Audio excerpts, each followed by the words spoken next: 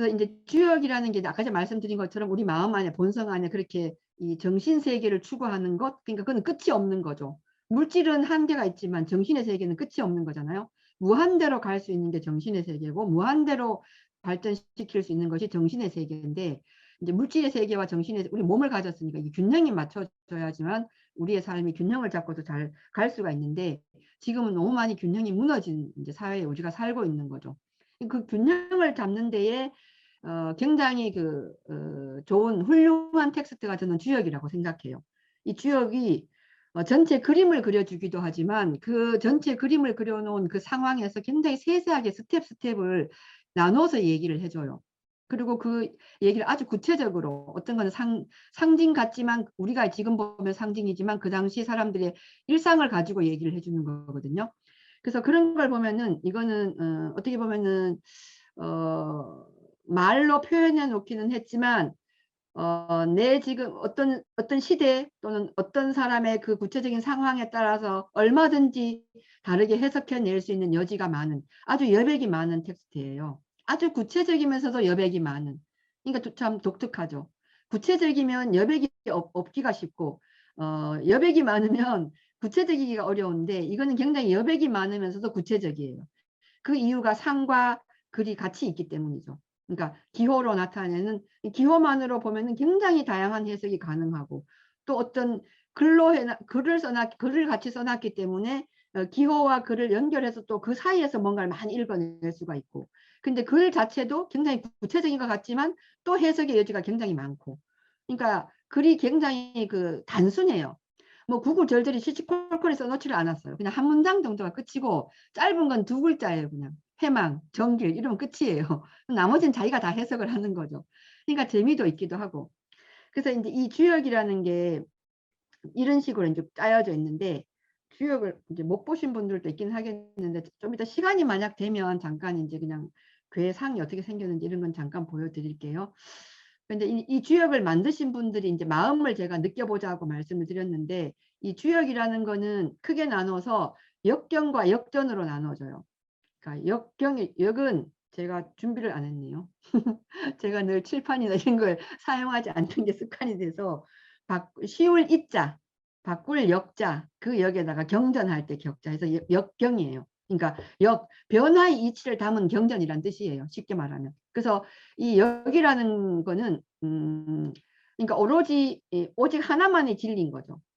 모든 것은 변한다. 이게 진리예요. 그게 역이에요.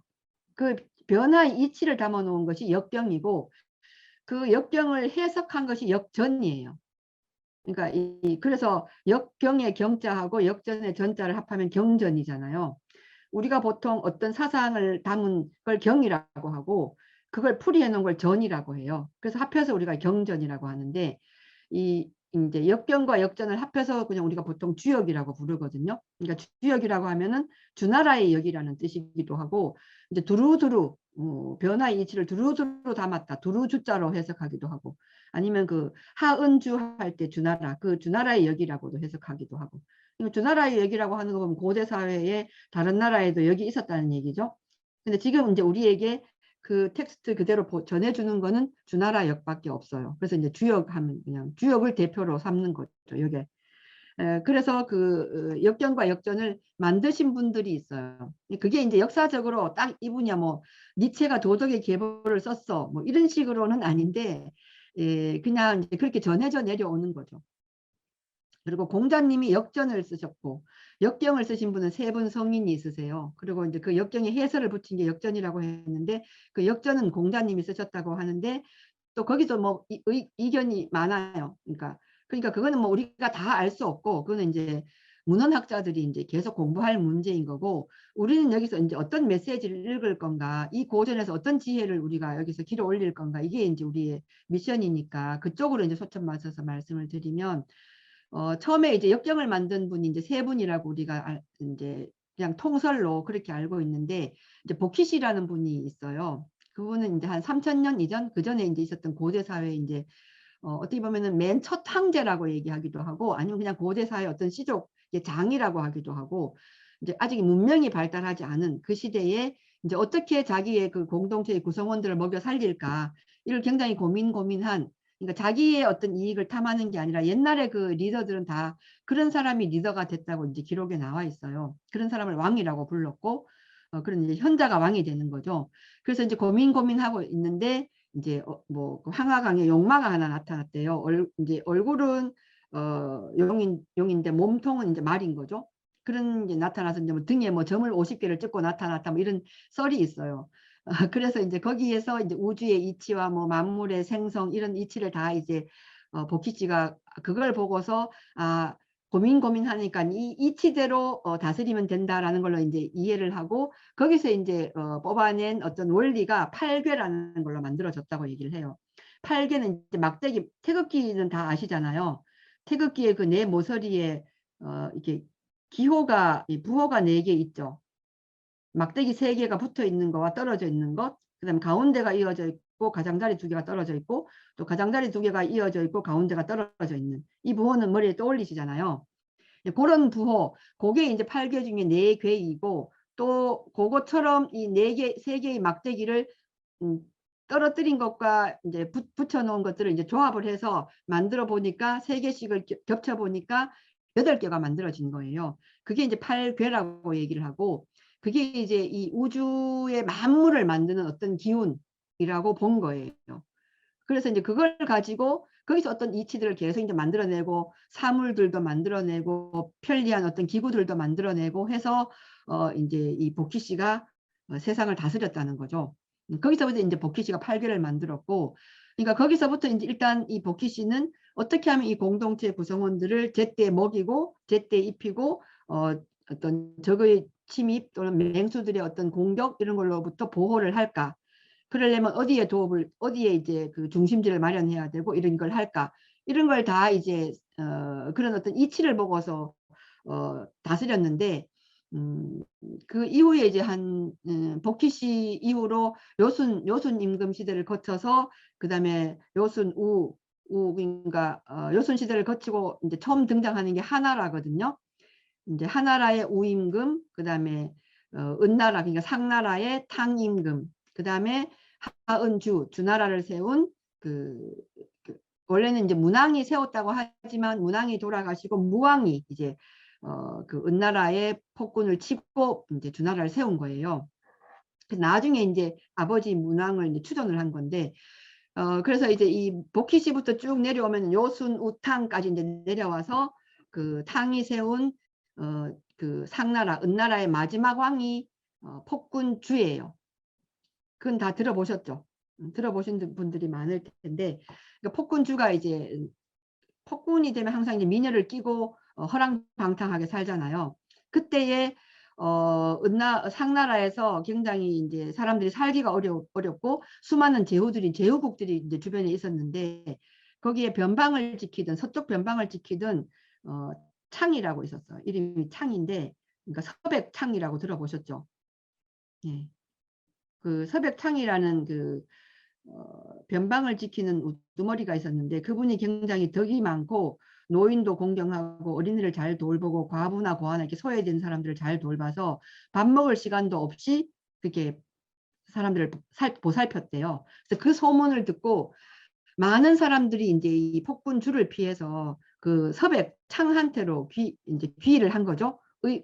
말하자면 그런 걸 자기를 의탁하는 거죠. 한 40명의 제후들이 그 서백 창한테 이제 의탁을 했다고 해요. 그러니까 이제 폭군주가 그 소문을 듣고 이제 네가 그렇게 성인이면 어디 한번 시험을 해보자 이러면서 이제 이 사람을 유리옥이라는 그 옥에 가두고서 그 아들의 그 살점을 떼어다가 고깃국을 만들었다고도 하고 만둣국을 만들었다고도 하고 뭐 만두 속에 고기를 넣을 수도 있으니까 하여튼 그렇게 해서 이제 그 옥 안에 넣어준 거예요. 이 국을 네가 정말 성인이라면 이게 네 아들의 살점이라는 걸 알고 먹을 수가 없을 테고 네가 이걸 먹으면 너는 성인이 아닌 거지 이러면서 이제 그 시험을 했는데 이제 그 서백창이 그 옥에서 그 고깃국을 받아 들고서 자기 아들의 고깃국인 줄 안 거죠. 근데 이제 생각을 했어요.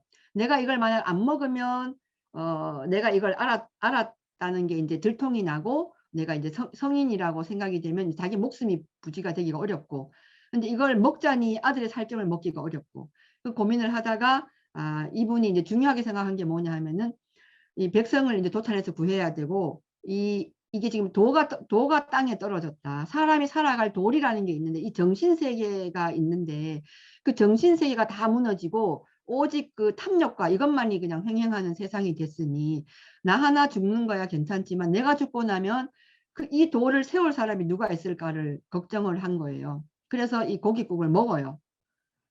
그래서 이제 이 폭군주는 그럼 그렇지 지가 무슨 성인이라고 이러면서 이제 이 사람을 살려줘요. 그래서 이분이 7년간 그 옥살이를 하는데 오로지 이제 이 떨어진 돌을 바로 세워야겠다는 일념으로 그 안에서 이제 7년간 옥살이를 하면서 그 복희씨부터 쭉 내려오던 그 8궤를 가지고 근데 세상이 이제 엄청 복잡해진 거죠. 8궤로 나라를 다스릴 수 있은 그 무렵만 하더라도 세상이 단순했던 거죠. 근데 이제는 그 세상 그것만으로는 세상의 많은 어떤 상황들을 읽어낼 수가 없는 거죠. 그래서 이 8개를 가지고 8개가 막대기가 몇 개라고 했죠? 3개. 네.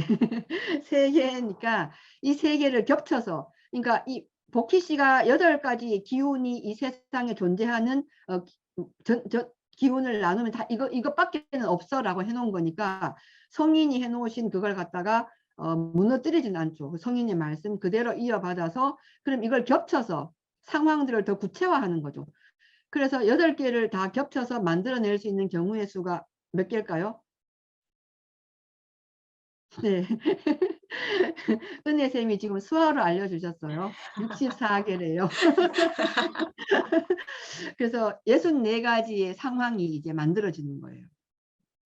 그래서 거기 이제 인간이 살면서 겪을 수 있는 사건, 사고, 상황들이 이 6가지의 범주 안에 물론 그 안에 다 될 수는 없겠죠. 근데 이 6가지의 그 부호가 또 해석이 여백이 굉장히 다양하잖아요. 여지가 많고 그러면 거기에 우리 인간사에서 겪을 수 있는 모든 상황이 거기에 포함이 되는 거죠. 거기로 이게 함축 수렴이 될 수가 있는 거예요. 그래서 이제 이 64가지의 괴를 만들고 그러니까 괴만을 떡하니 이렇게 제시해 놓으면 뭔 말인지 알기가 어려우니까 거기에 말을 달아요. 그게 괴사, 사를 달아요. 그게 이제 그러니까 서백창이 한 일이에요. 그러니까 64개를 만들고 다시 거기에 이제 방향을 제시해 주는 이건 어떤 상황이야라고 말해 주는 괴사를 달아줘요. 사가 사전할 때 사자 있잖아요. 말씀 사자. 그 사를 써서 괴사라고 말을 해요. 그래서 괴사를 이제 64개를 달고 64개의 부호를 가지고 이제 세상을 해석하는 거죠. 그리고 이제 한 7년간의 옥살이를 하고 이분이 이제 바깥으로 나와요. 나와서 그러니까 사람들이 이제 그 정도면은 덕도 충분하고 옥살이로 또 그게 더 단련이 됐고 하시니까 이제는 폭군을 치고 새로운 나라를 세워달라고 이제 제후들이 얘기를 하니까 이분이 아직은 때가 아니라고 때가 오지 않았다고 얘기를 해요. 그러니까 성인들은 이제 우리도 얼추 이렇게 보면은 타이밍을 좀 알 수는 있잖아요. 이렇게 댁에서 이렇게 아이들이 뭐 이제 좀 문제를 일으킬 때 지금 애한테 말을 해야 될 타이밍인지 아닌지를 이제 내가 감정이 오르락내리락 할 때는 이 판단을 잘 못하는데 감정이 차분해지면 이게 느낌이라는 게 오잖아요. 그런 것처럼 이제 성인들은 우리들보다 훨씬 더 이렇게 안목도 더 넓고 길고 깊으니까 그런 때를 아는 거죠. 그래서 아직은 때가 아니다라고 해서 이제 사양을 해요. 그리고 이제 이분이 이제 돌아가셔요. 돌아가시고 이제 아들 무왕이 이제 그 아버지의 뜻을 이어서 이제 전투를 해가지고 이제 그 폭군 줄을 치고 주나라를 세워요. 이제 세운 다음에 얼마 못 가서 이제 병사해요. 이분이 병사를 하고 병사하기 전에 이제 이 문왕을 추존을 했죠. 서백창이라는 분을 이제 자기가 나라를 세웠으니까 자기 아버지니까 왕으로 이제 돌아가신 후에 왕으로 모시는 걸 추존한다고 하잖아요. 그래서 이제 문왕이라는 호를 붙여준 그 왕의 호를 붙여준 거죠. 그래서 이제 그때부터 이제 문왕이 됐고 문왕이 64개를 만들었고 괴사를 썼다. 복희 씨가 8개를 만들고 그걸 겹쳐서 문왕이 이걸 하고 괴사를 만들었다. 이렇게 이제 우리가 알고 있는 거죠. 그런데 이제 그 아들 무왕이 이제 왕위를 이어받은 다음에 얼마 안 가서 이제 병으로 죽고 그 아들이 아주 어렸어요. 그래서 그 아들이 왕위를 이어받았는데 그 우리의 그 단종이 어린 그 나이에 왕위를 이어받고 수양대군과 이렇게 대군들이 삼촌들이 막 있었듯이 거기도 마찬가지로 무왕의 동생이 있었어요. 주공이라고. 뭐 동생이 주공만 있었던 게 아니라 또 몇 명 더 있었어요. 근데 이제 이 그 주공은 셋째 아들인가 그랬어요. 그 문왕의 큰아들이 아마 무왕이었던 것 같고, 그 다음에 셋째 아들이 주공이었던 것 같은데, 아니면 첫째 아들이 죽고 무왕이 둘째 아들이었나? 제가 헷갈리는데, 어쨌든 이렇게 무왕의 동생이 있었어요. 그러니까 동생이, 사람들이 이제 이 동생이 주공인데, 이 주공이 또 이 아버지만큼 덕이 높고 굉장히 이 사람이 인자하고 판단력도 있고 모든 이 리더로서의 자질을 다 갖췄어요. 그러니까 사람들이 이제 그 조카가 어리니까 당신이 왕위를 이어받는 것이 이 주왕실이 세워진 지 얼마 되지도 않고 하니까 그래야지만 왕실을 보존할 수 있고 튼튼하게 세워갈 수가 있다라고 다들 말했어요. 그러니까 뭐 자기가 하고 싶어서 하는 것도 아니고 다들 주변에서 그렇게 알고 있었어요. 그렇게 할 거라고. 근데 주공은 그렇게 하질 않았어요. 그거는 이 주나라가 이제 그 상나라를 치고 나라를 세울 때 상황이 상나라는 굉장히 큰 나라였고 강성한 나라였고 주나라는 그냥 조그만 제후국이었어요. 이제 그러다 보니까 나라를 세우긴 세웠는데 어떤 타이밍이 맞고 그 문왕과 이 주공의 덕스러움으로 나라를 세우긴 했지만 그 상나라를 다 휘어잡아서 다스릴 만한 그건 없는 거죠. 그래서 이분들이 이제 그 정통성을 이어받았다는 거를 이제 이게 인정이 돼야지만 나라를 다스릴 수가 있잖아요. 정복민들도 거기에 복종을 할 수가 있고 그 정복된 나라의 그 귀족들도 복종을 할 거고 그래서 가져온 것이 천명을 받았다는 거예요. 하늘 천자의 명할 명자, 그 명이라는 명자 그걸 우리가 받은 거다. 그러니까 원래 이 천명이 상나라에 있었는데 상나라의 군주가 하늘의 가르침, 하늘의 어떤 그 덕스러움을 어겼기 때문에 이제 그거는 이제 하늘의 명을 어겨서 천명이 다 했고 그게 이제 우리 주나라로 왔다는 거죠. 그런 논리를 내세운 거예요. 그러니까 이제 이 주공이 그거는 내가 왕이 되는 거는 천명이 어긋나는 거다라고 말을 하고 이제 조카가 성장할 때까지 섭정을 해요. 7년간. 그래서 그러면서 자기가 그 있는 힘, 없는 힘을 다 바쳐서 그 제도와 이런 것들을 촘촘하게 만들어요. 근데 그러는 과정에서 굉장히 그 의심을 많이 받죠. 저러다가 왕위를 빼앗으려고 저래 라든가 뭐 자기가 왕이 되려고 저래 라는 거를 끊임없이 그런 모함들이 들어와요. 근데 그거를 다 이기고 그렇게 할 수 있었던 것은 오로지 이제 하늘의 어떤 뜻을 내가 이어받아야 한다. 그래야지만 이 주나라가 아주 건실하게 이제 이어져 나갈 수가 있고 이 백성들도 왕이 그런 모범을 보여줘야 위에서 그런 모범을 보여줘야지만 백성들이 그걸 따라서 그 어떤 마음 바탕을 그렇게 가져갈 수가 있고 그래야지만 나라가 아주 기틀이 튼튼하게 잡힌다고 생각을 한 거예요. 그래서 이제 이분이 그런 생각을 하면서 온갖 제도와 이런 걸 만들고 다시 아버지 그 문왕이 만들어 놓은 64개와 괴사에 다시 각각의 그 64개 각 괴마다에 6개의 효사를 달아요. 그러니까 6개의 막대기로 하나의 괴가 만들어지거든요. 거기 각각의 하나의 막대기마다 말을 다는 거죠. 여기에 이거는 어떤 태도로 어떻게 하면은 길하다, 흉하다. 이렇게 하면 부끄러워. 이렇게 하면 흉해. 이렇게 하면 길해. 뭐 이런 식의 그 말을 쭉 달아놔요. 6개를. 그러니까 그렇게 달아서 이제 이제 역경을 완성하는 거예요. 이 세 분이서. 그렇게 하고 나서 이 주왕실은 굉장히 오랫동안 그 중원을 이끌어 가요. 그러고 나서 이제 주왕실이 그 튼튼하게 이제 전체 그 중국을 지배하던 때를 서주라고 얘기를 하고 서주 시대가 끝나고 이제 동쪽으로 낙양으로 그 도읍을 옮긴 다음에 를 동주 시대라고 얘기하는데 그게 흔히 우리가 알고 있는 춘추 전국 시대거든요. 근데 그 춘추 시대 말기쯤 중후반쯤에 중반에서 후반으로 넘어가는 551년에 춘추 시대가 아마 한 400 몇 년까지 춘추 시대인 것 같거든요. 기원전 700 몇 년, 770년인가? 그때부터 시작해서 400 몇십 년까지가 춘추시대인데 551년에 공자님이 태어나셨어요. 그 춘추시대 그 말 가까이 갈 때에. 그러니까 이제 우리가 알다시피 서주시대 주나라가 굳건하게 그 왕실의 권위를 지키고 있을 때는 천하가 질서가 잘 잡혀서 굴러가요. 그런데 그게 이제 점점 이제 원래 세월이 흐르고 이게 뭔가 이렇게 안정되면 안정은 곧 썩게 마련이잖아요.